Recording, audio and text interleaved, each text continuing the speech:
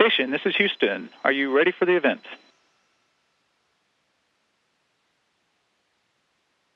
Absolutely, we are ready. University of California, Davis, this is Mission Control Houston. Please call station for a voice check. Station, this is Steve Robinson with students at UC Davis. ComCheck. We have you loud and clear, UC Davis. We don't know a Steve Robinson, but we know a Stevie Ray. Is he there? I told you not to say that. Hello, Butch. Hi, Sam. Hi, Terry. Welcome to UC Davis in Northern California, where although this is a historically agricultural school, where the sounds may be more cowbell instead of rocket sounds, we have a very vital and exciting and robust program in aerospace and mechanical engineering, and we have an entire room full of students here dying to ask you questions. How you guys doing today? We're doing outstanding, and I personally speak cowbell, so I'll understand all that you ask, so we're ready to go. Okay, Jesus. Say your name, ask your question. Hello, my name is Jesus Coro. Do you think humans have the capability to achieve deep space travel before 2024? And as technology advances, would we see NASA cut down on human space travel?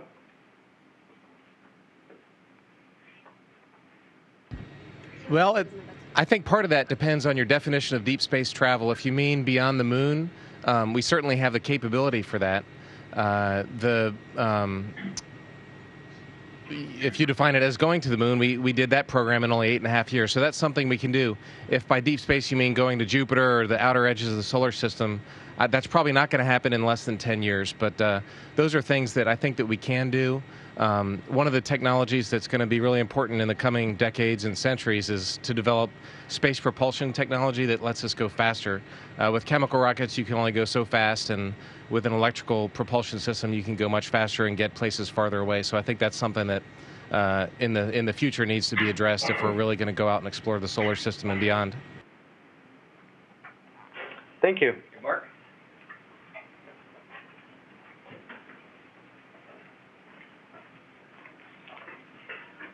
Good morning and buongiorno. My name is Mark Boncayo. What is a typical day like on the ISS?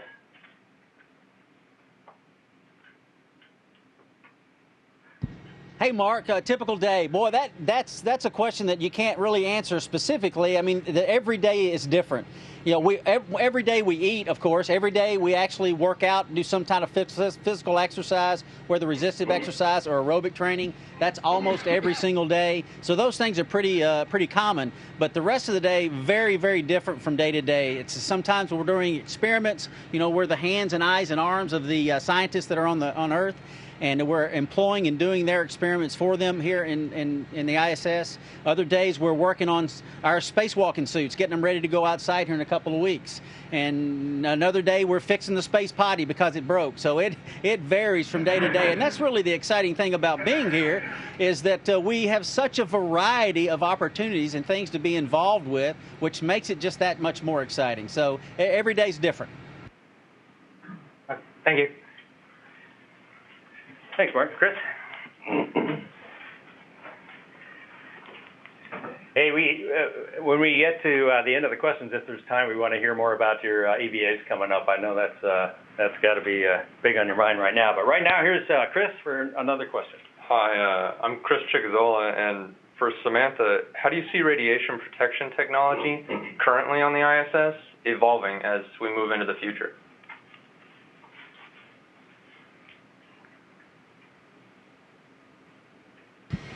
Hey, Chris, thanks for the question. Well, on the ISS, the radiation environment, as I'm sure you know, is not that bad at all, because we're pretty, we're in low Earth orbit. We're still quite close to the surface of the Earth, and we are still protected by the Earth's magnetic field. And so, of course, some measures of simple passive protection that we have on board are enough to keep us safe and protected. However, as we go further out, as we venture out beyond low Earth orbit and into deep space, as Terry was mentioning before, finding new ways of protecting ourselves from radiation, that is certainly one of the most important technological challenges we have to solve right now, in my opinion, is the biggest showstopper. So I guess there's two ways. Either we learn how to modify our bodies, with medicines, with drugs, with biomedical technologies so that we're not so susceptible to radiation, or probably we'll have to go into active magnetic shielding technologies. So do the same artificially as the Earth's magnetic field does for us when we are on Earth or in low Earth orbit. Thank you. Thanks, Chris. Ahmed? And for the next student on the list, come on up and stand with me so we can keep moving. Great. Hello, my name is Ahmed. My question is for Terry. How long do you experience high G-forces during launch and landing, and what kind of process do you go through between launch and docking? So the launch on the shuttle and the Soyuz, I've flown on both vehicles, were a little bit different, but close. The Soyuz was a little bit higher G-force. I think we get up to right around 4 Gs. And the thing that really stands out on the Soyuz is you get up to these 3 or 4 Gs, and then at staging, it's a bang, instantly bang. And ask Stevie Ray about everybody get ready for a little bang here. Anyway, that's a story for later. And then you go instantly to 0 G. I mean, it feels like the rocket broke, and then it lights up again, and you're kicked back in your seat. So the Soyuz was a pretty amazing ride, but the total G-force was about 3 to 4, and it's about the same on reentry. Unless we go into what's called a ballistic reentry, and then that can be usually around 9 Gs, I think. Samantha's our expert on that, but 9 Gs is roughly ballistic reentry. So it's similar. I was an F-16 pilot, and Butch and Samantha are both pilots too. So in the F-16, 9 Gs was your limit, but that was from your head down to your toes axis, and in a rocket, it's from your chest to your back axis. So it's a little bit easier to take in a rocket, but it's still a lot. And the thing about landing is it's after 6 months of weightlessness, so you haven't felt gravity at all. And so I think the sensation it really makes a big impression, even though the number is not that big. For docking, there was no Gs. You're basically weightless. You feel a little bit of banging, but it's just a very small amount. It's not like G forces that you're feeling then. Okay, thank you. Only an F-16 pilot would say 9 Gs isn't that much. All right, Aaron? Hi, this is Aaron Sermasi, and this is a question for Butch. What would you say was the pivotal moment in your career that led you to be where you are today, that is an ISS astronaut? The pivotal moment in my career that allowed me to be here right now. Well, I'd say the day I was assigned to this position, that was pivotal. And then if I went back before that, obviously you don't get assigned if you're not selected as an astronaut to begin with. That was pivotal. If I wasn't a test pilot school graduate, because I applied as a pilot to be a shuttle pilot, if I'd have never gotten selected to be a test pilot, that was pivotal. If the Navy hadn't accepted me to come into the Navy and actually start pilot training, that was pretty pivotal. If I hadn't graduated college, which there was question about at one point whether or not I would, that was pretty pivotal. And going all the way back, if I'd have never learned cursive writing and how to add and subtract in 3rd grade, that would have never happened either. So that was pretty pivotal as well. Thank you very much.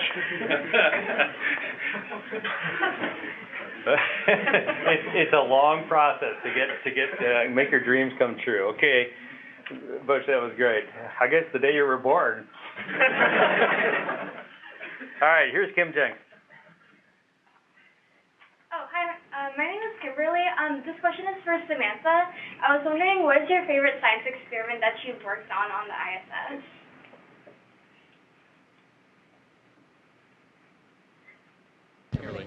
Hey, Kimberly, thanks. You know what? I'm like a hands-on person, so I really, really enjoy like when we have experiments, when there is like a complex setup, or you have to really dig into it. There's a lot of hands-on work to do, and maybe that you can also follow on as the experiment progresses. So some examples. Recently, I've done, Terry and I actually have done the first session of an experiment called airway monitoring. In which we will actually, for the first time, study the gaseous exchange in our lungs and how that is affected by being in microgravity. And that was a very complex setup. I mean, it took several hours to, connect a lot of cables and, make sure that we're all good to go. And we will actually do it again, and that's going to be even more interesting in the airlock, and we will actually lower the pressure because they want to see how a lowered pressure will affect, again, respiration and gaseous exchange in the lungs. And that's because possibly one day habitats on the moon or habitats on Mars will be at lower pressure than the atmospheric pressure we're at on Earth or here on the space station. Thank you. Hi, my name's Donald, and I have a question for Terry. How does NASA know when the space station is struck by debris that is too small to track, and how do you inspect the exterior of the space station for damage? That's a great question. In getting ready for our spacewalks, one of the briefing presentations they give us, I was reading last night, is all the different debris strikes on the outside, so that when you're spacewalking and you grab onto something, you don't want to grab a sharp edge and cut your spacesuit. So there are I'm sure there's thousands of little tiny nicks on the outside of the space station. Some of those are caused by paint chips left from satellites from decades ago that are still in orbit. Some of those are caused by dust flying around the solar system. The good news is we can't track those things, but they're so small they don't really cause us a lot of problems. And the space station is designed with a thin aluminum shield, maybe 10 or 20 centimeters above the surface of the station, that when those little things hit, that's supposed to protect the pressurized shell from that.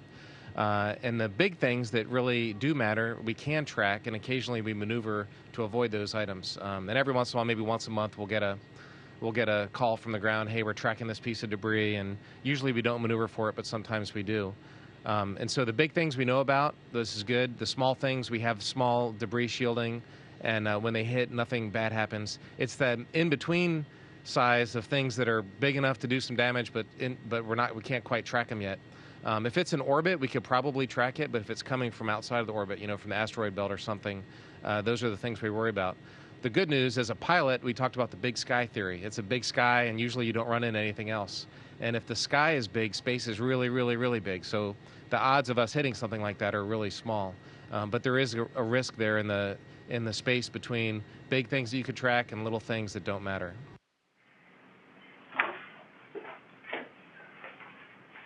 Hello, my name is Katsumi. I have a question for Butch. How do you overcome fatigue or losing focus during your mission?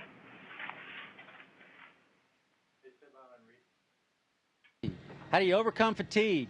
Well, I try to get a lot of sleep, and that is important. And it's very easy not to get enough of sleep up here. There's so much to do, so much continuum. I mean, you could work 24 hours a day, literally, and never get everything done. So you really have to budget your time. And the ground, NASA, all the people that support us on the ground and do our scheduling, they're very helpful in that respect. They schedule us for our downtime, and they actually pay us back sometimes when we work over. So that's one very important thing. But also, I mean, it is something that we all prepared ourselves for months before we ever got up here, is be mentally strong, because you have to be, because all day, every day, there's very important things going on, and you have to be keyed in. And like I said, getting your rest enables you to do that, and just maintaining a focus, keep telling yourself that, and that's very helpful. Thank you so much. Hi, everyone. My name is Esteban, and I'd like to ask a question for Butch. I was wondering if you could discuss the complications that arise when trying to 3D print in a microgravity environment.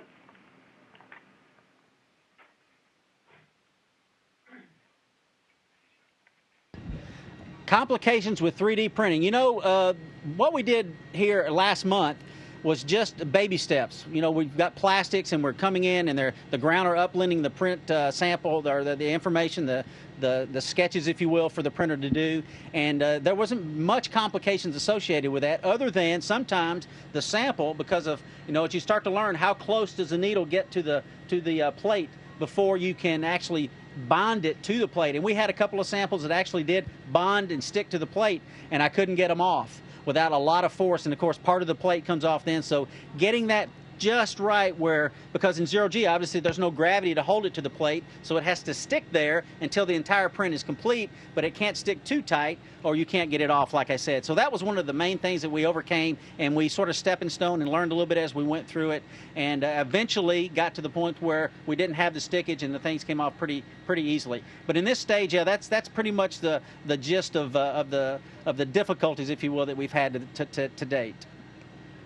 Thank you very much. Thanks. Hi, my name is Reed Gonzalez, and I have a question for Terry. How did you physically prepare yourself for your trip to space? How has your body reacted to microgravity? And what preparations will you make to readapt when you return to Earth? That's a great question. Physical training is an important part of what we do. We have a gym in Houston, and the astronaut gym is always full of guys in there lifting weights, doing aerobics. You want to get yourself as strong as you can, especially to do spacewalks, because that spacesuit that we get in weighs about 300 or 400 pounds on Earth, and it's a beast, and it's pressurized, and it's just really difficult to move around in that thing, especially for the 6 or 8 or really probably over 10 hours by the time we do our pre-breathing and so on. So being ready for spacewalks requires that you be strong. And then getting your body ready to combat weightlessness requires that you be strong too, because you have a tendency to lose muscle and bone. So you want to start from a good starting point for that. And just overall health, I think this would not be a good experience if you came up here just as an unhealthy person. There's a lot of nuances that microgravity affects your body. That was one of your questions. For me, I felt stuffy, like my head, the fluid kind of floats up. On Earth, with gravity, all the fluid gets pulled down to your feet, and on space, it kind of floats up. And so I sound like I have just a little bit of a cold. I don't. It's just you kind of feel like that. Everybody's face gets puffy, and you look a little bit different when you're in space. That's one of the things that affects you. Eyesight can get worse. Thankfully, knock on wood, so far mine hasn't. But it's probably will a little bit. I mean, over 6 months, folks' eyesight tends to get a little bit worse, and that's one of the big things that we're studying now is the effects of eyesight on that. The one thing Samantha talked earlier about, radiation, is a way that it affects your body, and unfortunately you don't know how it really affects it, and when you get back or maybe years later you may have effects from that. We have an Earth's magnetic field protecting us, but when we fly over this thing called the South Atlantic Anomaly, which is a place in the South Atlantic where the Earth's core is deformed and the magnetic field dips, I've noticed this a bunch of times. If my eyes are closed as we're going over that, like if we're going over that at bedtime, I'll see a flash, and that's a heavy particle hitting your eye nerve. And yeah, we're talking about how many folks have seen and so on. But that's something that I've noticed, especially in that area. So radiation effect is something that affects you, but you don't really know it right away. So it's an interesting thing. The most important point here is that the station has shown that we can live and work in space and adapt to it very well. It's amazing how quickly and how well the human body can adapt and live. And so we've kind of proven that we can go beyond and start exploring the solar system. That's, I think, one of the most important accomplishments of the space station. That was a long answer. Sorry about that. Phone back up. Phone's on. Next question. You ready to go? Okay, go for it. They're on. Yeah. Okay. Hi, everyone. My name is Melvin Lorenzo, and my question is for Butch. How lively is the communication between the American side of the ISS and other countries? And that question is sort of from the false ammonia leak alarm that occurred mid-January, and the response time to evacuate.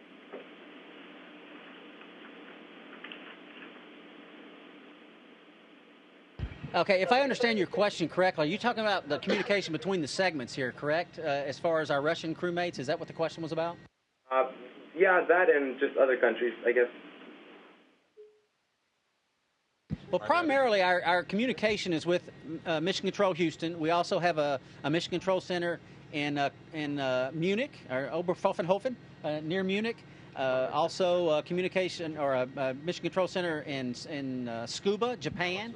Also, we have the payload operations are out of Huntsville, Alabama, and also Moscow. So we actually speak to all of these different centers throughout the day. Specifically, when we had the ammonia event, the U.S. segment, if it's an emergency having to do with the U.S. segment, Mission Control Houston takes the lead, has the lead for those, and we talk directly to them. And for the ammonia event we had, we have intercom system. We immediately informed our Russian crewmates what was taking place. Of course, they also get the warning tone. They have the display. They can look at it and see what the caution is as well. And we've trained together many times in the months preceding our arrival here, and we've trained for these specific scenarios, and we just went back and enacted our training, our memorized response, the stuff we did initially, and then continued and finally got into the books and started stepping through those procedures and working together as a team, not just the team on board, but also the team on the ground as we liaison back and forth. And it actually worked out according to the book pretty much. There was some little deviations here and there. We had a great debrief and had a lot of good lessons learned from the event, and hopefully we'll do better if it were to ever happen again. Hopefully that doesn't happen. All right, thank you. Hey, Butch and Sam and TV, we're almost out of time. We got about a minute and a half here. And before I'm going to ask you just one last question, ask you to talk about your EVA. But while we still have everybody, let's thank the crew of the ISS for taking part.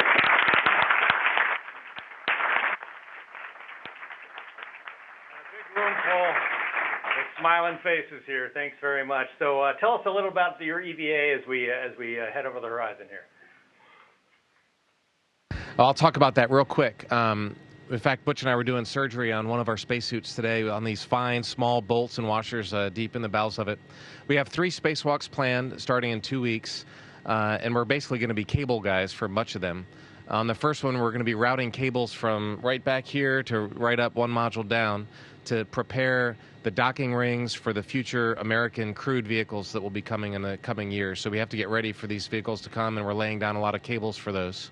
The robotic arm that's been here for almost 15 years needs some grease. So one of my tasks is to put some lubrication in the arm and give it a little bit more cowbell. And then the final EVA is going to be C2V2, we call it, and that's going to be laying down more cables. We got 400 feet, about 120 meters of cable on that one. And it's putting an antenna out on the port side and on the starboard side of the station, again, to get ready for those commercial vehicles. So most of what we're doing is prepping. The station's really going through, the next year is going to be kind of a reconfiguring. We're going to move a module or two and get ready for the new American crewed vehicles. So it's not assembly, but I call it reconfiguration.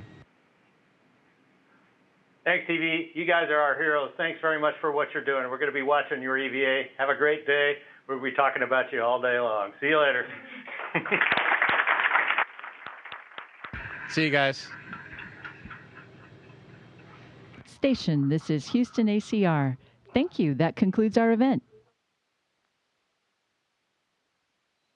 Thank you, University of California, Davis Station. We are now resuming operational audio communications.